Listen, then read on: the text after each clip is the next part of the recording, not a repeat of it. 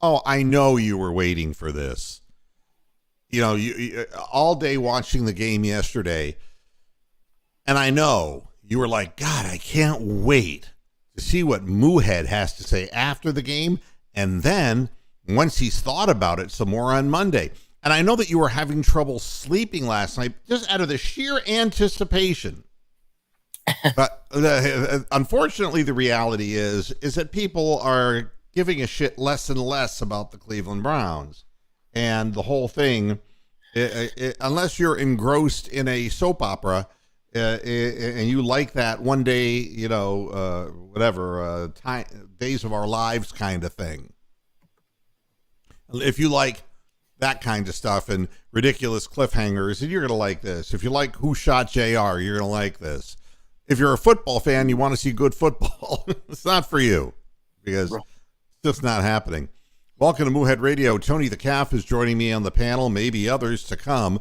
If you want to jump on the panel, you know how to do it. Just go to YouTube and watch another program. No, you go on the YouTube feed. And Stephen Rose Live. Yeah, right. And you go down, you look at the show description. There's links there saying panelists. If you want to click on that, you can be on the show. If you want to watch other shows, then, believe me, it's just, we're Browns fans, and it's kind of hard to rationalize what's happening. That's what I can tell you. But we're going to start with how I always like to start, and that is there are people who are saying things on social media that are crazy. It's like, you can't tell me that you need a great quarterback to win. I mean, look at who's winning this year. The Jets and the Giants. And it's like, do you really believe those teams are going to continue winning? And look, we had one good season in Cleveland with Baker Mayfield. All right. We won a playoff game. We had a chance to beat the Chiefs. And, everything was looking just rosy. But Baker Mayfield really wasn't that good a quarterback. We wanted him to be. We wanted to will him into being. But now that we've seen a greater sample of last year, and now the sample that he has shown in Carolina, exactly what he is. He's a short guy who gets the ball batted down at the line of scrimmage, throws interceptions, and can't put points on the board. So you put it all together, and it's like we wouldn't have been better off with him. It's just right now the Cleveland Browns are not a good football team, and you're not going to be able to tell me. And the reason I'm tying this in to that stupid thing that I'm reading on social media is because the New York Jets, Garrett Wilson, who's obviously popular in these parts, he should have been a Brown with the way he's whining and complaining like a little bitch to the media. Wide receiver Garrett Wilson calls out the Jets for a sorry offensive effort. Isn't that great from a first-year player? That makes people and the veterans in that there really feel good, Fucking whining 21-year-old punk. But this is what happens. I think somebody is paging me to let them onto the show. I don't know who Jack Norris is. If you want to identify yourself in the chat room, Jack Norris, please feel free to write something into the chat and explain why you're here. Because if not, then I just believe that it's just another fake person who's not real, which I think because... Change your name to Jack Mehoff. Yeah, right. So... Garrett Wilson went full bore after an incredible 10-3 loss in which they lost the game with a punt return in the fourth quarter by the Patriots with 4 seconds left of the game. All right? You couldn't find a more Brownsians way to lose. I mean, just horrific stuff. And this shit is sorry, Wilson said to reporters. We're out here looking sorry, and we know that we're not sorry. That's why it really hurts. We know we're better than that. No, you're not. You've had a brief resuscitation. You know? That's what, Robert Saleh brought in enthusiasm, but he still doesn't have players. Let's be clear about that. Right. And so really, and they all say the same thing. Oh, we're better than that. We're better. We're better. If I hear that word one more time, no, you're not. No, you're not. And the Giants aren't better either. And they're having a season, but next year they'll suck again. Everybody can have a season. Got a new coach in, you got a new system in, things are looking good, then the league adjusts to you, they discover what your weaknesses are, and the next year you're back in the shithole. Oh, you and the Commanders are 5-5. Yeah, we'll see how long that lasts too. That's what you call just the thought of Daniel Snyder leaving and getting rid of the team has boosted the morale in that locker room. But it takes a whole lot more to turn things around. It really does. So it isn't just the Browns. The Jets are 6-4 and probably we're feeling really good at 6-3. But the real question is there's 7 games left in the season, and Zach Wilson, I've never seen a worse performance. I mean, he was missing screen passes by 3 feet over his receivers' heads. I I saw yesterday they averaged in the second half, because they barely moved the ball. Right. I think their average yards gained was 3 or 4 inches. They barely I thought I saw that stat on ESPN today. I'm like, that is fucking inept offense to the fucking nth degree. Well, I mean, and it's so funny. The Commanders are saying, we're going to stay with the hot hand, and that's Heineke. Guy who sounds like a beer. Yeah, I mean, it's like, great. I know everyone's quaking in their boots. Right. Anyone can have a moment in time. The real question is, how do you really get good? And it has to be a joint effort between good front office people, good coaches, and good players who are willing to buy into a philosophy and a system. And, of course, we don't have any of that in Cleveland. But if you look at the numbers, strictly at the numbers, like these idiots do in the front office, Myles Garrett had, I'm looking at PFF numbers, Myles Garrett, 84. Chase Winovich played 9 snaps. He had a 73. Jadeveon Clowney down at a 62 and Alex Wright at a 29.1. It will tell you that we just don't really have any kind of defensive interior, all right? Because listen to the defensive tackles. Tommy Togiai, 53. Ben Still, 52. Taven Bryan, a 47. And Jordan Elliott, a 32. I mean, obviously. Ben Stiller? Yeah, right. He played like Ben Stiller. Oh, my back! Right. Yeah. Sion Taki with a 58. Jeremiah Owusu Koromoa, 43. Tony Fields, not Toady Fields, Tony Fields, a 40.9. Deion Jones, 33.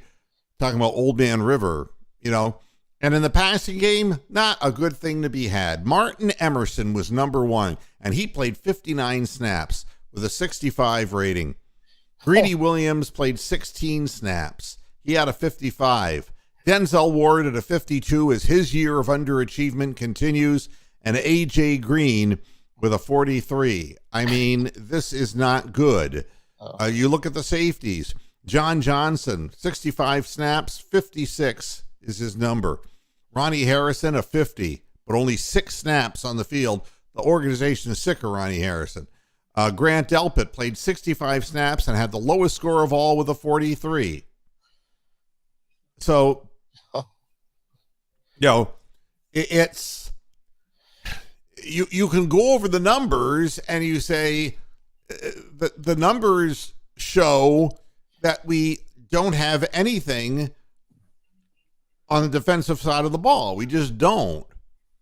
And if you look at the offensive numbers, Brissett had an 89.8 number. I mean, for God's sakes, that's as good as he's going to play, folks. Especially with this. Yeah. Yeah, and Kareem Hunt in 32 snaps had an 80.4, Nick Chubb a 63.7. Well, they aimed the whole team at Nick Chubb. Yeah. That's the way you stop the Browns. Yeah. Amari Cooper had an 88.2 because he's your only legitimate receiver. Donovan Peoples-Jones had a 74 because he's a midline receiver. David Bell, a 58, and he played 48 snaps. So David Bell is seeing more snaps, but they throw him outlet passes that are 5 yards in length. Michael Woods II had a 54, but only played 7 snaps. Anthony Schwartz only played 8. Thank the baby Jesus. And 55 snaps for Harrison Bryant, a 68 rating. Njoku, a 65. And Pharaoh Brown, 11 snaps. And Njoku only played 28 snaps. Pharaoh Brown had a 36. So we aren't going to win with this cast of characters. No, not at all. Yeah. So here's Kevin Stefanski's comments. My focus is on us getting better. Stefanski said, my focus is on getting us a win versus Tampa.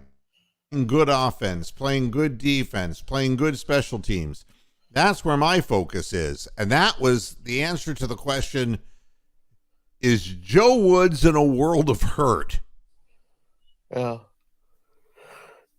When asked about his reluctance to make staff changes with 7 games remaining and the Browns having lost 6 of the 7 of their previous games, he reiterated, my focus really is on this week. Yada, yada, yada. Now get this. Myles Garrett was shooting his mouth off, which he's really good at. Yeah. And he was also sitting alone on the sidelines after the game. Yeah, I mean, but there's 2 things that were said by Myles Garrett. One of them, we can't waste the talent we have in its prime now. That's Myles Garrett. No, that's what he wants to leave. Oh, exactly. What they're basically saying is players want to leave because they want to have their prime in a place where they have a chance to win. Yeah. So, after the game, Myles Garrett said, there's not enough emphasis on takeaways in practice. Grant Delpit said the players don't always know what to do. Now, this all passes the eye test. Garrett followed up by saying that the players aren't meeting their takeaway goals in practice. Meanwhile, the Browns are tied for 3rd fewest takeaways in the NFL and are giving up the 2nd most points per game in the league.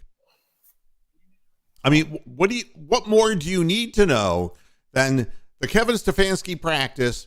They don't meet their goals. God damn it. They should be out on the fucking practice field until they meet the goal. And if they can't do it, you work them another 24 hours without sleep. Fuck them. If you want to get something done at some point, you got to put your foot down. And Kevin Stefanski just isn't a motivator of men. It just doesn't work.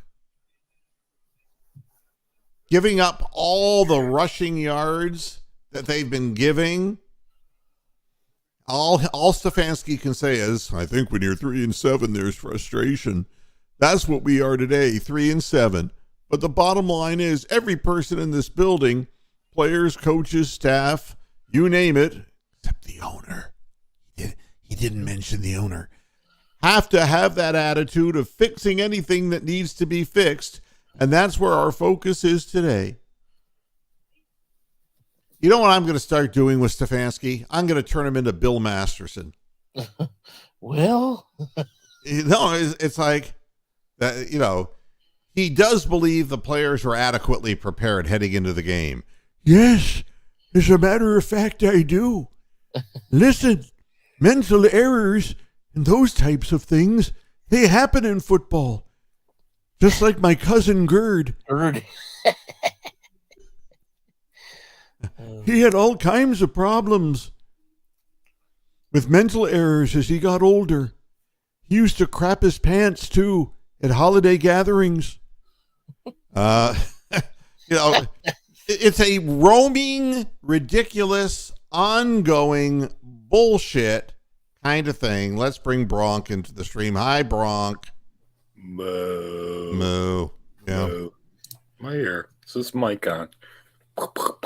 Your mic is on. Yeah. I'm on. Wow. We I suck. This is I mean, normally today you could make fun of the Vikings playing the Cowboys, but you can't even do that because we suck so badly that we can't make fun of anybody. Yeah, you can't make fun of anybody. So there you go. We're in no position. I mean, and the whole comment, we can't waste the talent, we have in its prime. For the fucking Yankees. That's what he wants to do. Yeah. He wants to play for the New York Yankees. He wants to play anywhere but Cleveland. Yeah. And that's he'll ask for a trade this offseason. You know he will.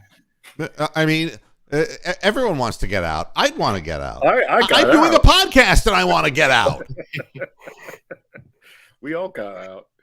God almighty. The self-inflicted errors, it's never ending. When they seem to have it rolling, that's when they have the fumbled snap. When they look like they have a stop, that's when they get a holding penalty. They're just hapless. And it's all, so much of it is self-inflicted, dropping passes, and then 2 sneaks in a row that didn't go anywhere. Oh. Then the direct snap play to Nick Chubb. It's all self-inflicted stuff. And these things change games. And,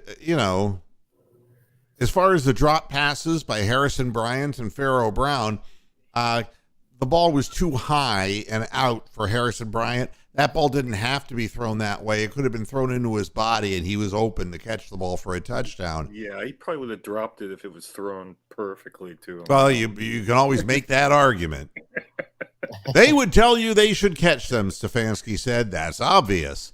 Whatever we do and whatever play we get called, run or pass, we have to come away with 7 points there versus a good football team, and we can't seem to do that. Yeah, really good. You're the coach. You better figure out how the fuck to do it. Wow. Cavs play tonight, though. Yep, 25 unanswered points. 32 minutes of not scoring points for the Cleveland Browns after 35 the week before with the Dolphins. Well, Unbelievable. The Bills, they fucked around for the first game. Yeah, they did. They were terrible. And then decided, fuck it. We'll give a half-ass effort and win the game by multiple scores. They had 6 fucking field goals. If they were motivated at all, they would have had 6 touchdowns instead of 6 field goals. And really, Josh Allen's arm, that might be a problem. Yeah, he's probably hurt. Yeah, he's probably hurting. Can you imagine if that was actually played in the snow and they would have gotten a little less snow and they would have tried to pull Buck? But you want to find out how important Pokic was to the team at center. Just look at what happened when Froholt came in. Okay. Would you want to sneak twice in a row behind a Froholt? I think he's actually a Viking, Froholt. He's from Iceland. He should have little horns. Little horns. Yeah. The skull chant. God. God. And then on the fumble, on the snap, Brissett covered for the young guy and said, that it was on him. I just have to be better in a couple of those key moments. You're as good as you could be. I got him doing it. Brissett never said that before in his life. And I'll tell you something else. Everyone wants to scream about Mike Prefer. Why is Cade York kicking the ball so low? I don't know, man. He's supposed to have this super leg that can kick it through the uprights from the kickoffs, so I don't know. I mean, he is consistently kicking low trajectory kicks. Yep. And they're getting blocked. And if you look at that play again, you'll see the ball didn't get up. You look at the other kicker and the ball gets right up off the ground. Anyone who has even the smallest amount of penetration is going to get their hand up and is going to block that. Oh, yeah. Ron Jeremy would be all over those kicks. Thank you.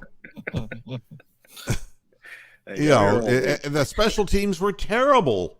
I mean, it was like everything that could possibly implode.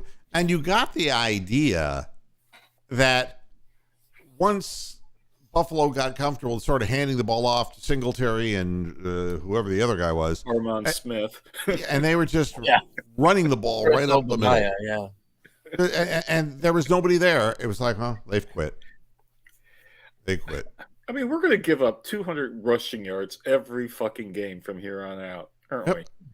And we'll next year too, and the year after, and the year after. As long as you keep with the same people, you're going to get the same result. That's the way it works. And I just love this quote. Let's see if we can. I want to make sure.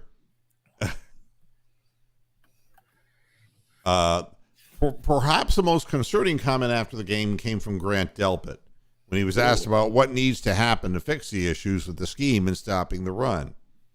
He didn't say we have to get better. Here's what he said. In order to have trust, you have to know what you're doing, Delpit said. You got to have faith in everybody. You have to know what you're doing, and then your team has to have faith. They know what they're doing. If you don't know what you're doing, then it never works. Week 11, and this is what's being said. Wow. It's fucking November, man. It's like Thanksgiving week. They know nothing. They asked him, isn't it frustrating to say you need to know what you're doing in week 11? He goes, of course, man. You got to get the easy stuff right. The rest will follow suit. They can't even get the most remedial things in what they're supposed to be doing. Wow. The man can't keep his job, Joe Woods. He can't keep his job. No. And again, I think there's every reason to believe if the defense played any kind of football whatsoever, that we would be in a position to be 6-5 or 5-6 going in to Deshaun Watson. Yeah. I think that's fair. If we cut 50 yards of rushing per game off of these game totals that we've had, well, yeah, absolutely. And the touchdown at the end of the half. Oh. How in the hell do you call a timeout previously when you see, he's Stephon Diggs is going out wide right. Timeout, we got it. And then the very next snap, he runs right down the middle of the end zone, and nobody, everyone just stood there and watched him run by. And John Johnson III said, obviously it can't happen. Yes, it can. It happens every fucking week. It shouldn't still be happening, Johnson said, but like I said, sometimes that happens. You can't avoid it, but you definitely can't have it if you want to be a good football team. Well, who's the idiot that wears the green helmet sticker on this defense? I mean, because it was Anthony Walker. Then he got killed way back in September. No one's heard from him since. So, I mean, that's why there's problems. We have no linebackers. We haven't had any linebackers all fucking year. It's terrible. Yeah. And I called it at halftime. I said, "Don't." Yeah. They're going to score. They're going to score more than 30 points. Yeah. They could have scored 40 if they just put the ball in the end zone. Yeah, if Buffalo tried harder, they would have had that 56 points. Yeah, it's just a bad situation. I mean, you know what's really bad is that we had that Bengals win right before the bye week, and that obviously gave people a little bit of, confidence that they shouldn't have had. If we had these stinker games right before the bye week, maybe we would have cleaned house and, had a chance for a little bit of hope. But we had to beat the Bengals right before the bye. Yeah, dear. Well, and I want to point out that I'm looking at who's winning in the NFL and who's not, I step outside of my Browns fandom. And it seems to me that the Rams were a good team the last time I looked, and they're a terrible team now. Shit now. Yeah. And that I thought that the Cardinals were supposed to be up and coming with Kyler They're Murray, shit, and then bang. They've had injuries, and they're horrible. And then the Seahawks were supposed to suck because they lost Russell Wilson, but Geno Smith gets it done because the organization is better. And, and Russell Wilson ends up with horse mouth there in fucking Denver. Did you see Devontae Adams yesterday? No. Yeah, that was a terrible game. Oh, he was wide open for the game-winning touchdown, and he's just walking. Literally, you could have taken fucking Bill Masterson in a walker and had him run the Thanks ball. for the shout out, Tony. And he's just waving at the Denver Broncos fans as he walks into the end zone to win the game. And they're 2-7, and it's like... And the Raiders are horrible, and they actually... Yes. I can't believe they won that game. But they did. Yeah. They're horrible. And, teams find ways of winning, teams find a way of losing. But, again, if you would have told me... and everyone's saying, well, the Browns, look what they did. They got Deshaun Watson. What a big mistake. And, well, Deshaun Watson hasn't played yet, folks. And he doesn't play defense either. Yeah, but at least give him an opportunity to suck, okay? I mean, the people who are saying this, the people, Baker Mayfield's great. Baker Mayfield. No, he's not great, right? So it was an illusion. You were in the Sahara Desert, and you thought you saw water. Mirage. Okay? Yeah. That's right. And it wasn't there. It was a mirage. That's, by Fleetwood Mac. Yeah. I don't know what to tell people except teams that, what are you going to say now that you got Russell Wilson? What are you going to say now in Denver? You said, well, we're just a quarterback away. And no, that was not even true. You have a bad organization there. You don't know how to put together anything. It's gone to hell in a handbasket.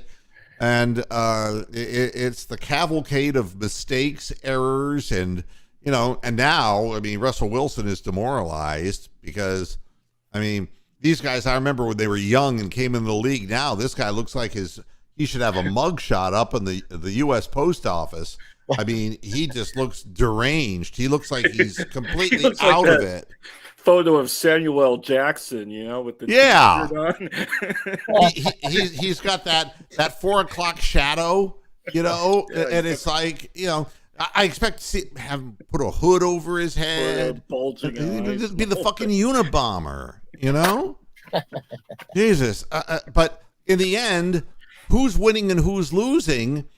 And there are not many really good quarterbacks. And again, I will sit and forever say that if you can't do better than 13-3 over the Panthers, the Ravens, if all you can do is put 13 points on the board, Lamar Jackson is overrated. Okay, please. Yeah. Now, the fact that they're winning, everybody is beating the Panthers, and the Panthers is like, we wanted to get with PJ Walker, but got banged on the head, and we decided we were going to go back to Baker Mayfield. And Sam Darnold's sitting there going, wow. I couldn't do worse.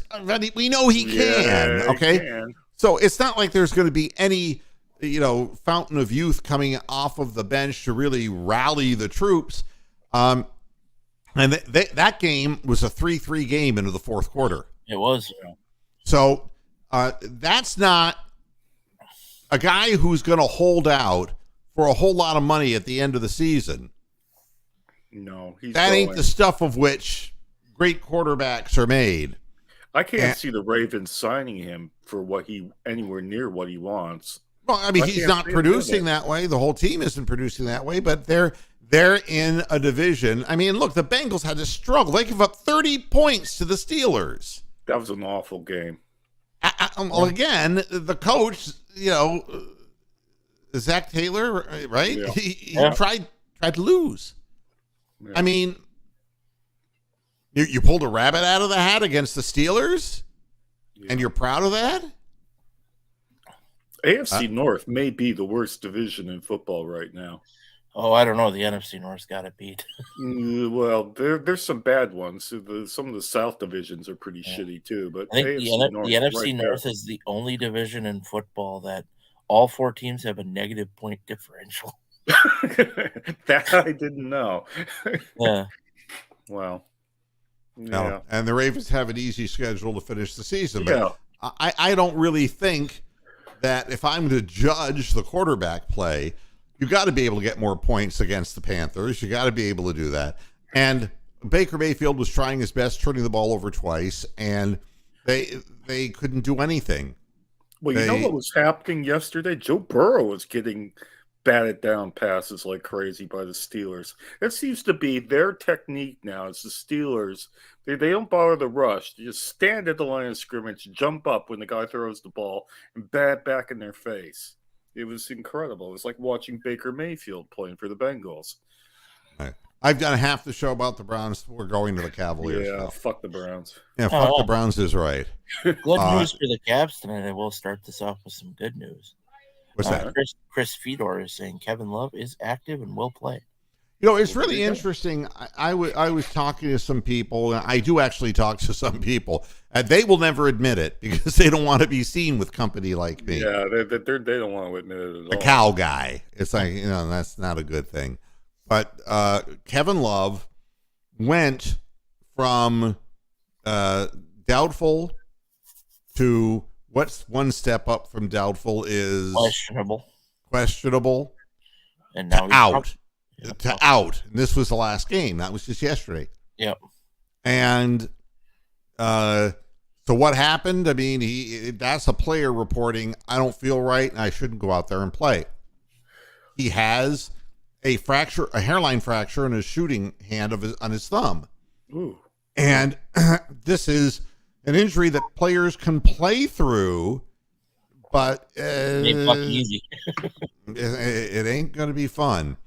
But again, the Cavaliers are going through what all NBA teams have to go through at some point, and that is revolving lineups because of injuries. I mean, if you look around the league, I mean, Embiid's now out with a foot. LeBron has been out the last 4 games in Los Angeles, and they've won 3 of those 4 games. It's funny. There you go. But around the league, we had a merry romp yesterday against a team that was masquerading as the Miami Heat. Yeah, I mean, they were the Tyler Hero, Duncan Robinson. Yeah, Jimmy Duncan Robinson actually played, and that was to our benefit. that was a D-League team they put out there. Yeah, and I was interested because their coach, Mr. Insect, Bug eyes. Yeah, his eyes were bugging more than normal. He was like, yeah. But he's a very pattern coach, and he does a good job coaching. And Abadiah was going to play and come back and play. And I didn't figure that it would be – I figured they would muck up the game, that they would use defense and pressure and doubling people and just muck the game up. Give it no rhythm whatsoever. Play zones, go back and forth, and do whatever they had to do. But it was all for naught. They just didn't have the horses. And the Cavaliers just Osmond had like 20 points. I mean, when Osmond and Okoro start feeling confident to make shots, the other team is absolute shit.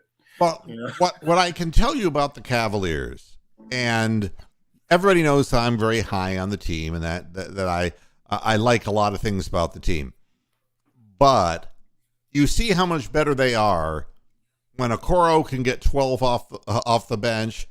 If Jetty, I mean, I'm not going to expect 20 points from Jetty Osmond, but if Jetty hits double figures, hits a few big threes, and then you have K-Love hitting a few big threes, that's the difference between winning and losing. We don't have a strong bench. Bye, Renee. Don't walk Bye, away. Renee. Renee came in and came out. Walk away, Renee. Renee, yeah. We won't follow you back home. The Bronx part of the show's over. I'm out of here. Good night. Good night, everybody. We'll Joe Tater off here. So Ball game. yeah, ball game. I don't see that we have a producing bench, and at least not a consistently gelled bench. And what we don't have is the requisite three, and the scoring forward that we have tried with Karis LeVert. Karis LeVert is a guard. He's a two guard. Yeah. But there ain't no two guard realistically for this team when you got Donovan Mitchell and you've got Darius Garland. So I think we're missing Rubio an awful lot, because if he was coming off the bench, that would make a difference. But that's going to make a huge difference, and it's one of the reasons why I believe that LeVert is expendable and will be traded at the trade deadline. Yeah. Because by the time that comes in February, Rubio will be back. And he's back, Rubio isn't going to be what Rubio was last year. We've got to wait until the following year for him to probably regain some form. But he understands the system, and the ball movement will not cease and terminate. And we still have to get better. I hate saying that. But we have to get better. This show could get better. Donovan Mitchell and Darius Garland have to get acclimated to playing together. They're both can be prolific scorers, but they need to share the basketball. We don't want a Bradley Beal and John Wall thing developing in Cleveland with young players who can't share the spotlight. But the problem with the Cavaliers is that we don't have a reliable D&3 guy. D&3. Every really good team that has a solid offensive backcourt, we have two guys. Both Mitchell and Garland can assist. They can get the ball into the hands of players, whether it's through the alley-oop, getting it to the big guys, backdoor cuts and things of that nature.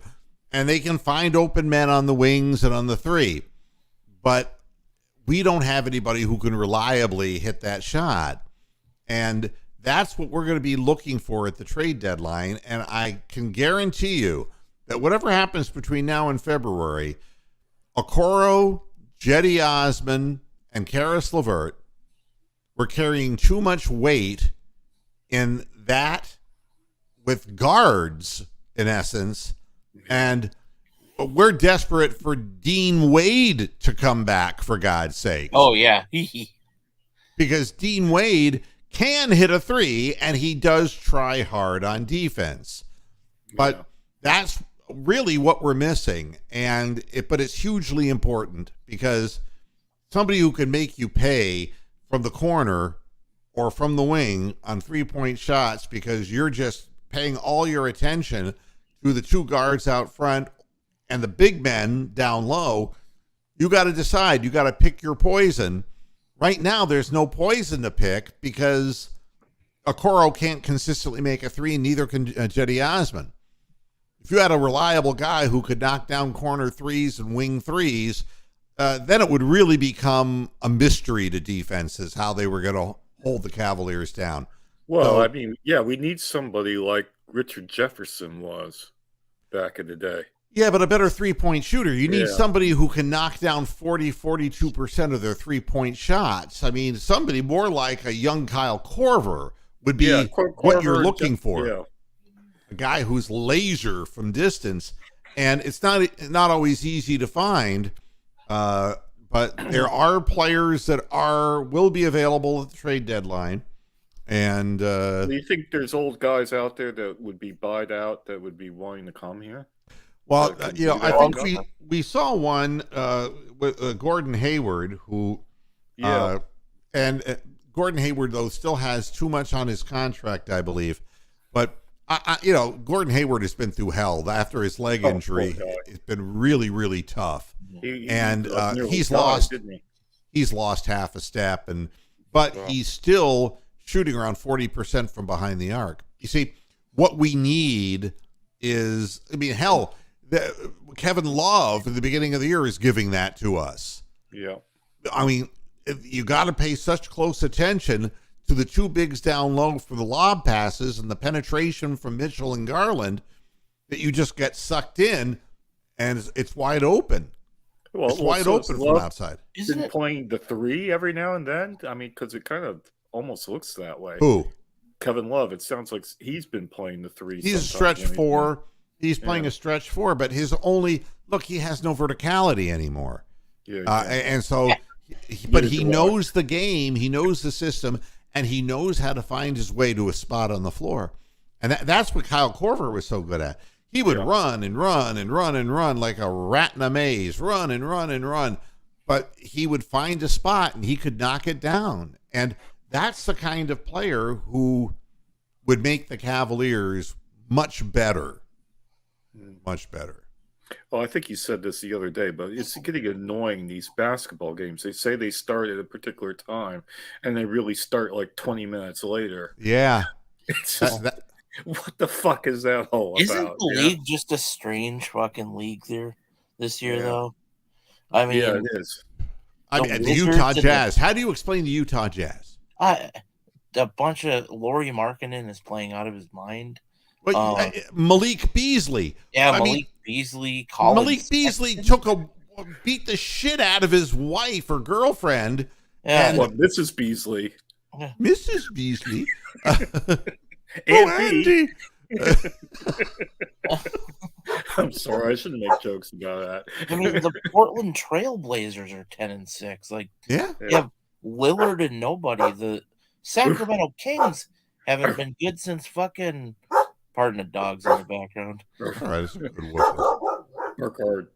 The Mark Harder and the Browns, I'll tell you now. Oh yeah, Jesus. let the dogs out. But the Kings haven't been, relevant since before fucking. Kings look Harlan. fucking good. Since man. Weber played there, Yeah. it's pretty amazing that some teams. But again, this is the fight for the great middle. Who's going to make the play-in? Who's going to make the regular playoff? And there's a lot of teams who are going to be competing for it, and that's what the NBA wanted out of this: is teams fighting and playing for something. And besides trying to play for a 7'4" and an 18-year-old, right? Yeah. And that's what some teams are doing. But it's an anyone can beat anyone league except for the Pistons and the Heat at the moment. if you don't have your players, yeah. But again, it is a topsy-turvy league, and there's a lot of bunched up teams at the top.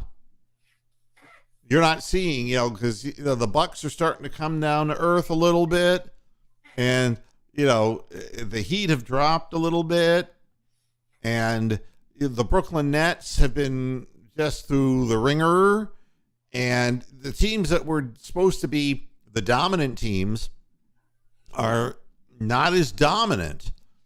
And on a foreign floor, a team like the Cavaliers on their home floor can be dangerous. Yeah. The crowd's into the game. They're a young team. They're an excitable bunch of guys. They can be dangerous I'd say if you, had on to a pick, given night. if you had to pick your Eastern Conference Finals right now, it's Celtics Cavs. I mean, too Well, bad. I mean, Maybe. Yeah. If I had to pick it, I'd go just like this. pick your nose. Yeah. Yeah. 50 quid says Spalding eats it. Spalding. Spalding? But the thing that I like about the Cavaliers, and I was getting a little bit concerned because during the lull that preceded all of this, they seemed to lose their enthusiasm. And then the coach came out and said, "We're playing like fat cats. We're not playing like hungry young players anymore." And I don't care who was on the floor for the Miami Heat. I look at what my team's doing, not what the other team's doing, and that ball was getting whipped around the perimeter. Yeah, whipped they around, they looked good last night. sharp. Nobody really gives him credit, but JB Bickerstaff ain't half bad of a coach. No, he's just never really had a whole hell of a lot to work with. Like a lot of guys, he's like the interim coach who comes in. Yeah, the maniac of the NBA. Right, well, and then a team that loses to get a better draft pick, and when they get a couple of good picks, then JB Bickerstaff's gone, right? Right. That seems to be the pattern for those types of coaches. So it's unfortunate. But no, I think Bickerstaff understands what he's trying to do. I think that he could be a better X and O's guy, especially in the last 2 minutes of games.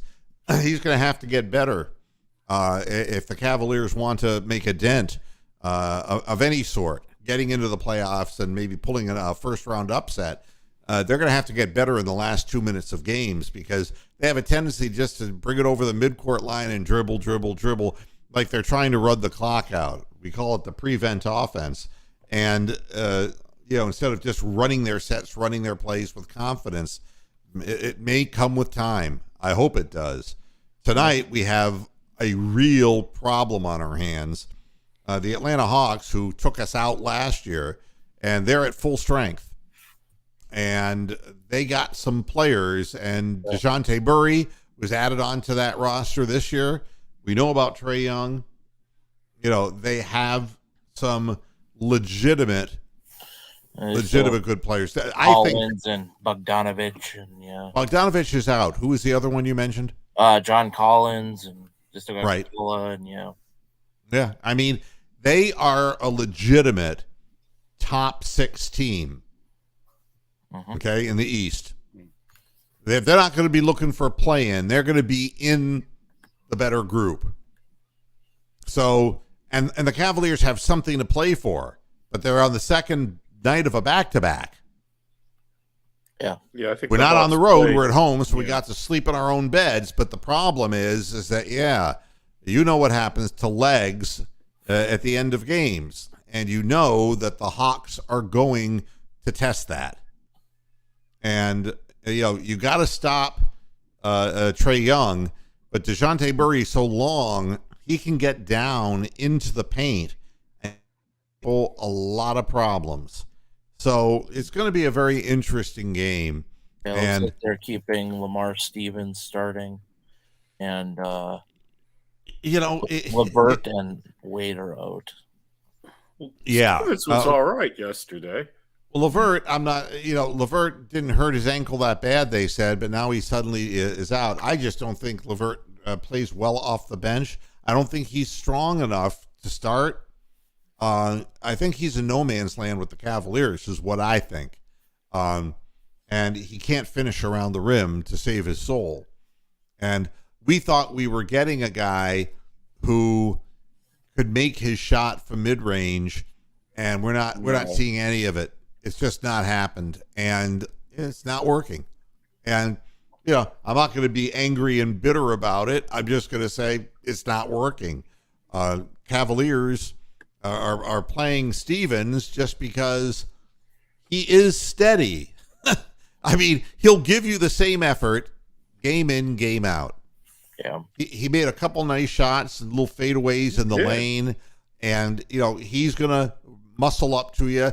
He's only about 6'5", but he's going to do what he can to play defense, and he's going to grind it out. It kind of reminds me of the Cavaliers during their Mark Price and Brad Daugherty years, and having Mike Sanders starting the game. Right. That's what it reminds me of. Yeah. So, or Ira Newble.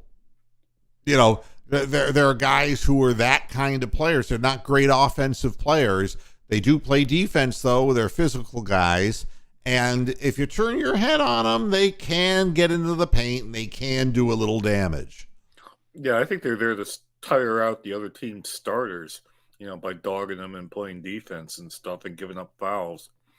So, I think that's what they do. And, the interesting thing is, if they're calling traveling, I want to see him do it to Trae Young, because there were seven traveling calls, and they're trying to crack down on this in the NBA. Yeah. And there were. And I hate to say it, but Jared Allen, whenever he gets the ball in the post, moves both of his feet, and you can't move your pivot foot. And they're going to be looking for that. But I want to see it called against LeBron James when he comes back. I want to see traveling called on some of the elite players, not just on guys who are Rookies, playing, young guys or guys who are playing on historically losing teams. But and Trae Young, to me, is one of the most coddled of all, because, I mean, I swear to God, he shoots the ball, he falls down. He kicks his legs out and throws his body in front of people, and you can't stop your forward momentum, and it's a foul on you. And on and on and on it goes, and it's real frustrating to play against that. I hope that on our home court, we can at least get fair officiating. That would be a nice thing to hope for. Other than that, I have nothing more to say. So you think we're going to win or lose tonight? It's going to be close, isn't it? Well, I mean, the real question is, can we get up by enough points and hold on? The best news is Donovan Mitchell played a real light game last night. He did. He just purposely left it up to others, and I think our backcourt is going to be fresh. Fresher than they would normally be on a back-to-back. Yeah. And let's hope. But I think it's going to be a close game, and I think it's going to be played hard. It's going to be another one of those playoff intensity kind of games. So well, don't we have somebody on Wednesday as well? I mean, we have somebody like right again. We have another game quick on, like the Bucks or somebody. There's another big game coming up. No, they're all right now. Yeah, we're going back to Milwaukee to play in Milwaukee, and it's like, oh, that's great. So, as long as it's not going back to the West Coast again, because we always. Oh, we got the Trailblazers Wednesday night in Cleveland. Then we go to Milwaukee Friday night. Yep. I mean, it's relentless. The schedule is relentless. It's tough. Harsh. Yeah. Well, I'm going to get out of here. You got another 20 minutes to go before the game starts. So. Yeah, but I gotta cook my dinner, so I gotta do that. So but I do appreciate Tony. Thanks for being here, and Bronk as always. Thanks. Go Vikings. And the Vikings are 8-2, and let's just hope that was an aberration this week for you. Aberration, moo. It's an aberration, moo. Moo. I'm an aberration, moo. I'm a genetic mutant. I love making fun of my former co-hosts. And I'll say something else before I get off the air, and I'm saying it with love in my heart, not with any hatred. One love. Yeah. I mean, what can you say about poor Brian Holman? What's he done now? And he's gearing his podcast around the Panthers. Oh.